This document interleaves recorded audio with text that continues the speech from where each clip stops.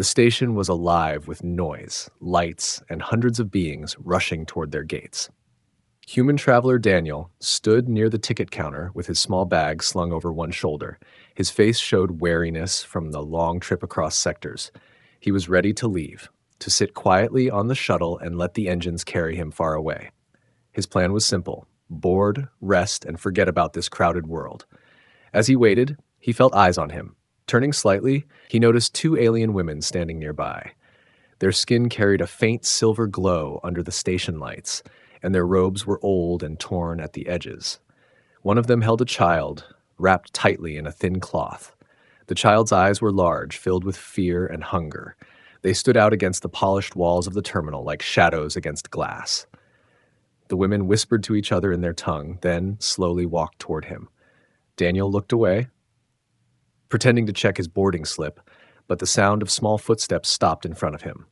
The taller woman lowered her head and spoke in broken human language. "We don't have money for the tickets, human," she said, her voice trembling but steady enough to carry across the crowd. "But we'll compensate you." Daniel froze. Around them, the station was loud with announcements, clattering boots, and laughter from alien soldiers returning home. Yet her words cut through all of it. He stared at her, confused. Why ask him? Why not one of their own kind? He shifted his weight uneasily. "What do you mean?" he asked quietly. The second woman stepped closer, her grip firm on the child's shoulders. Her eyes darted around nervously. "Please, just tickets. Only you can help. We promise something in return." Daniel's stomach tightened. Every instinct told him to walk away. Helping strangers in a spaceport was dangerous. Guards were everywhere, and humans did not have much protection on this world. If he got involved and they turned out to be criminals, he would share their punishment. Still, the sight of the small child clutching his mother's hand sent a sharp sting into his chest. "Why me?" he asked again, his voice low. The first woman's lips trembled. "Because you are human. They don't watch humans here. They think you are harmless." That answer made his blood run cold. If she was telling the truth, then others were watching. He looked around carefully. At least two guards were scanning the crowd, their weapons visible. He realized the aliens weren't wrong. No one spared him a second glance. He was invisible compared to them. The child let out a small cough, weak and dry. It echoed in Daniel's ears longer than it should have. His jaw clenched. "What kind of trouble are you in?" he whispered. The second woman shook her head quickly. "We cannot say here. Too many ears. Just help us board, please. Only this once." Daniel closed his eyes briefly, fighting with himself. He had seen desperation before, but never this close. He wanted no part of it. He was tired, broke, and simply wanted to be left alone. But the look in the child's eyes reminded him of home, of a war camp he once walked through years ago. He remembered hungry children staring through wire fences at soldiers who had food in their packs. That memory would not let him turn away. He exhaled slowly. "If I do this, if I buy the tickets, what happens next?" The first woman leaned in, her voice almost a whisper. "Then we will owe you, our lives, our clan bond, everything." Daniel frowned. Clan bond? He didn't know what that meant. It sounded like trouble, but before he could reply, the station speakers blared again. "Final call for Shuttle 9 to Arkin's Belt. Final boarding in 15 minutes. His ship. His choice." The child tugged at his sleeve softly, as if sensing his hesitation. The tiny fingers were cold, too cold for a child wrapped in cloth. Daniel looked down, and the child's wide eyes met his, eyes filled with silent begging. He cursed under his breath and shook his head. "Stay close to me. Don't speak unless I tell you. Understand?" Both women nodded quickly, relief flooding their faces. Daniel marched toward the counter, and the three of them following like shadows clinging to his steps. His heart pounded as he handed over his own credits. The clerk barely looked at him, printed 4 passes, and pushed them forward. No questions asked. As he collected the tickets, he felt the weight of invisible eyes again. Someone had noticed. Maybe not the clerk, maybe not the guards, but someone in the crowd. A cold sweat spread across his neck. He tucked the passes into his bag and led the women and child toward the boarding gate. The taller woman whispered behind him, her voice almost breaking. "Thank you, human. You don't know what this means." Daniel didn't answer. His gut told him he had just stepped into something far bigger than buying tickets. He could already feel the walls closing in. He glanced back one last time at the crowded station. The guards were scanning faces row by row, moving closer. Somewhere, a silent alarm seemed to echo in his mind. His grip tightened on the tickets. He told himself it was only a small favor, just tickets. But deep down, he knew favors like these never stayed small for long. Daniel walked through the narrow tunnel that led to the shuttle gates, his bag heavy against his side, the three figures trailing behind him like faint shadows. Every step felt louder than it should, every glance from a passerby like a spotlight. He didn't look back, but he could hear the child's quiet breaths and the soft shuffle of worn shoes. His mind kept repeating one question: what had he just agreed to? They stopped at the security scanner. A tall guard scanned the line with bored eyes, his weapon resting casually at his hip. Daniel's pulse quickened. He forced himself to stay calm, pushing his ticket forward when it was his turn. The machine blinked green, and he passed through. He prayed the others would do the same. The first woman stepped up with the child. Her hand shook as she held out the pass. Daniel held his breath. The scanner hesitated, its light flickering red for a brief second before turning green. The guard frowned but waved her on. The second woman followed quickly, and somehow the system accepted her too. They were through. Daniel exhaled, but the relief lasted only a moment. He noticed another guard whispering into a comm device, his eyes following them. Something was wrong. On the shuttle, the seats were crowded, filled with aliens of all shapes and sizes. Daniel chose one near the middle, far from the windows. The women sat beside him. The child pressed tightly between them. Passengers glanced their way, whispering in low tones. Daniel felt the weight of suspicion settle in the air. The child leaned against him, small fingers gripping his sleeve. Daniel froze, unsure how to react. He wasn't used to anyone seeking comfort from him, least of all a stranger's child. He looked down at the tired face and saw eyes already half closed from exhaustion. Without thinking, he let the child rest. A deep voice boomed over the shuttle speakers. "Attention passengers, security has been alerted to possible fugitives traveling under false papers. Remain in your seats, inspections may occur." The words sank like ice into Daniel's chest. The women stiffened, their eyes wide with panic. Daniel clenched his fists. He had barely stepped onto the shuttle, and already the risk was growing. The second woman whispered urgently, "They will search. They will know." Daniel glanced around. Panic wouldn't help. He leaned closer to them and spoke firmly. "Listen to me. If they come, you don't speak. Let me do the talking. Understand?" Both women nodded quickly, though fear made their movements sharp and uneven. Minutes stretched into hours, though the shuttle had only just begun to move. Daniel could feel the vibration of the engines beneath his boots, a steady hum that did nothing to calm him. Every sound, every shift of movement in the cabin made him tense. An attendant walked down the aisle, scanning tickets again. Daniel kept his expression neutral when the device hovered over his pass. The green light blinked, and the attendant moved on. He thought the danger had passed, until he saw the attendant pause by the row behind them. Another passenger, an alien trader with bright scales, leaned forward, whispering something while pointing toward Daniel's group. The attendant's expression hardened, and he glanced toward the women. Daniel's jaw tightened. His instincts screamed at him. He leaned back in his seat, voice calm but sharp. "Is there a problem?" The attendant hesitated, his eyes flicking between Daniel and the trader. Then he forced a small smile and moved along, but the unease didn't fade. The first woman looked at Daniel with confusion. "Why? Why are you helping us? You don't even know us." Daniel stared at the floor for a long moment before answering. "Because I've seen what happens to people no one helps." His voice was low, heavy with memory. Neither woman spoke again. The child stirred in his sleep, curling closer to Daniel's side as the shuttle sped through the blackness of space. But even as quiet returned, Daniel knew it wouldn't last. Somewhere in the system, their faces were already marked. Someone would be waiting at the next stop. He had made his choice, and now there was no way back. The shuttle glided through the stars, its engines humming like a steady heartbeat. Daniel sat rigid in his seat, eyes fixed on the faint glow of the aisle lights. The women beside him kept their heads lowered, their robes pulled tight to hide their faces.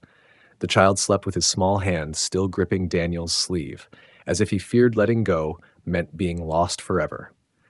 Passengers around them muttered in low tones.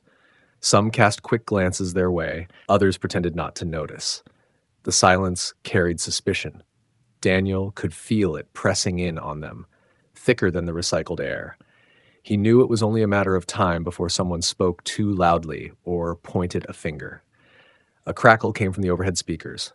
The captain's voice echoed through the cabin. "Attention! We've received word from Station Command. There may be fugitives aboard. Remain calm. Security will conduct checks upon arrival at Gate 6. The words dropped like stones in Daniel's chest. He felt the women tense. The second woman whispered in a panic, "They will take us. We are finished." Daniel kept his voice low and steady. "Not if you stay calm. No one moves until I say." The shuttle continued its quiet journey, stars stretching into endless streaks outside the windows. Every second felt longer, every breath harder. Daniel noticed a man 3 rows ahead staring back at them, his eyes sharp, calculating. He whispered something to the alien beside him. Daniel looked away, pretending not to notice, but he knew. Their presence was no longer a secret. The child stirred awake and blinked up at him. "Are we safe?" the boy asked in a whisper so soft it barely reached Daniel's ear. Daniel forced a small nod. "For now." Minutes later, the shuttle docked with a soft shudder. A hiss of pressure equalizing filled the cabin. The doors unlocked with a heavy click. Outside the windows, Daniel saw armored guards waiting at the gate, weapons at their sides, scanners ready. His pulse quickened. The passengers rose slowly, forming a line toward the exit. Daniel stood, guiding the women and child close behind him. He tried to move with the crowd, but the guards were already stepping inside, their eyes sweeping across the passengers. One of them barked out an order. "Hold your ident chips ready. Scans begin now." Daniel's jaw tightened.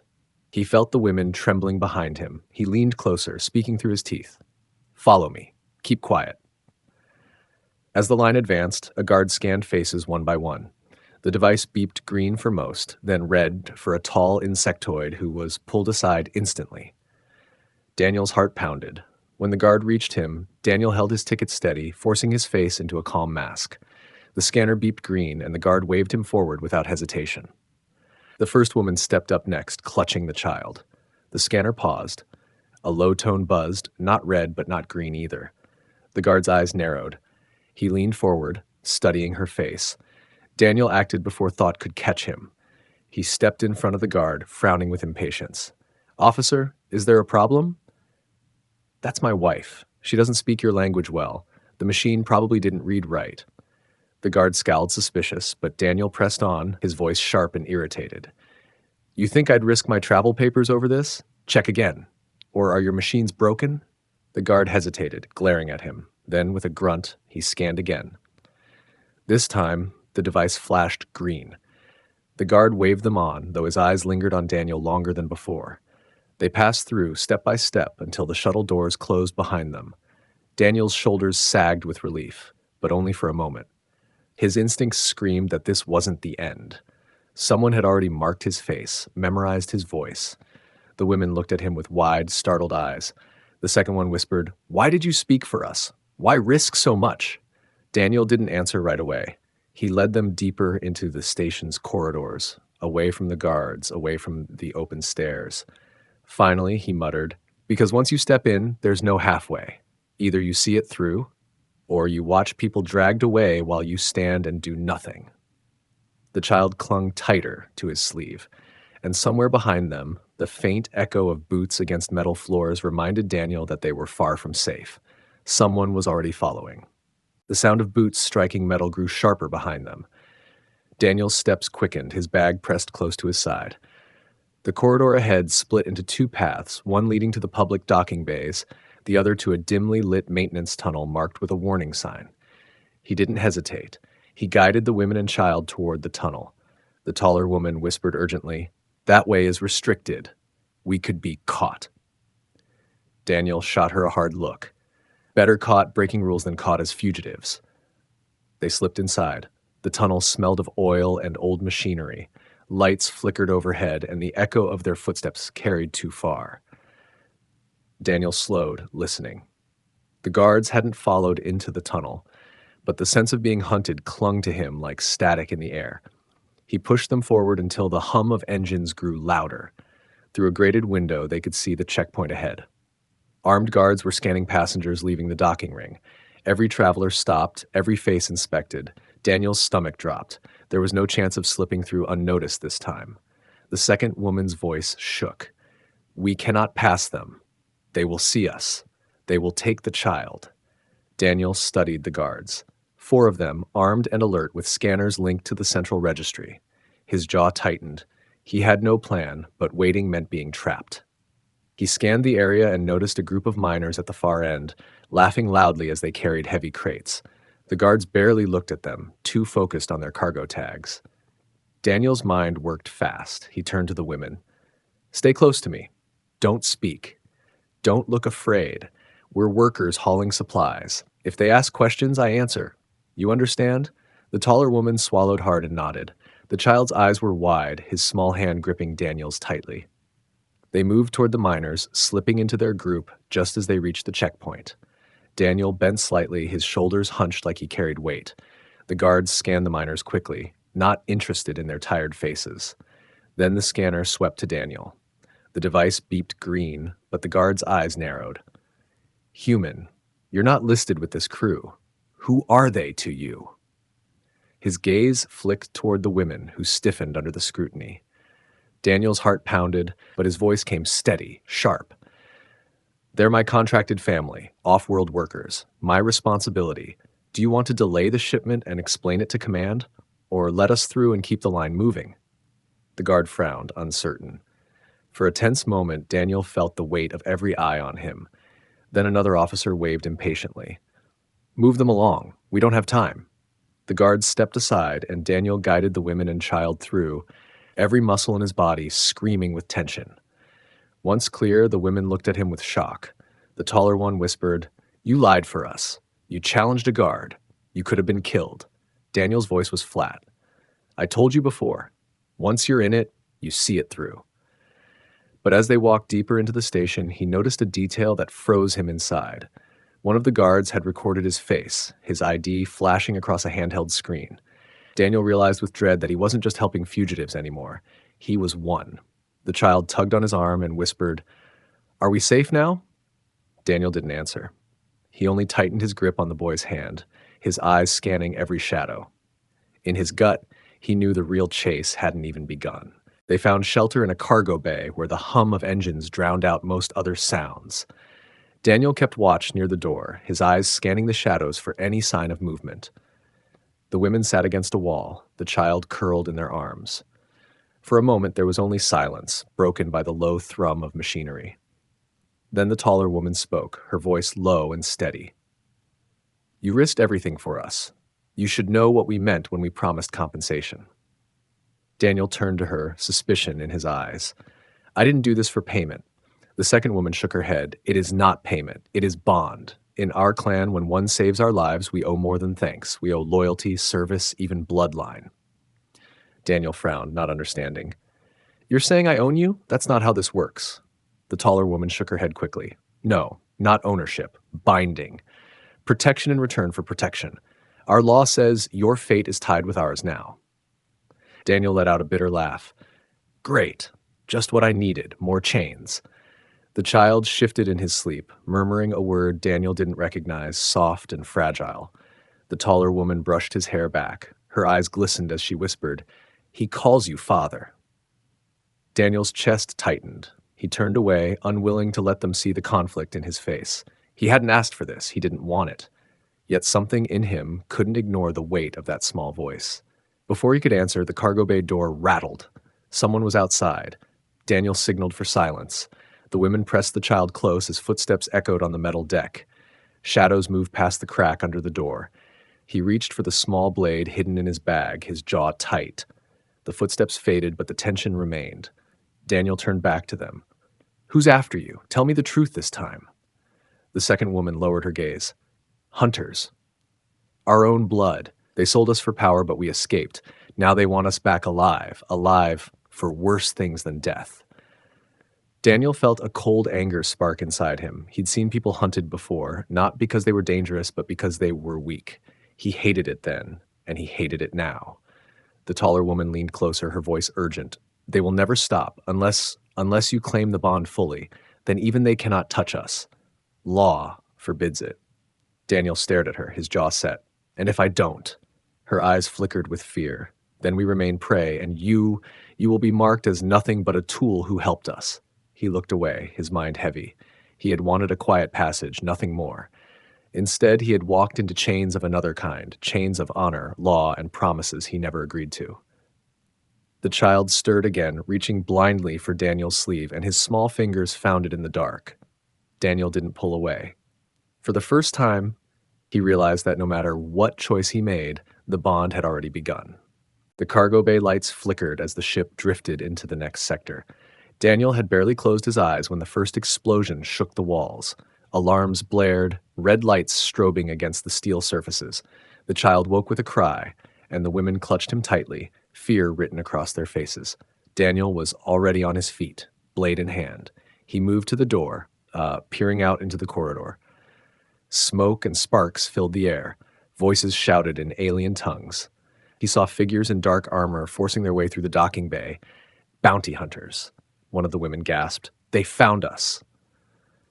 Daniel pulled the door shut and locked it, though it wouldn't hold for long.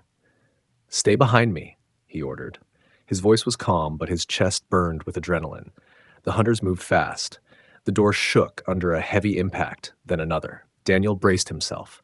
When the door finally burst open, he didn't wait. He charged. His blade caught the first attacker across the arm, sending the weapon clattering.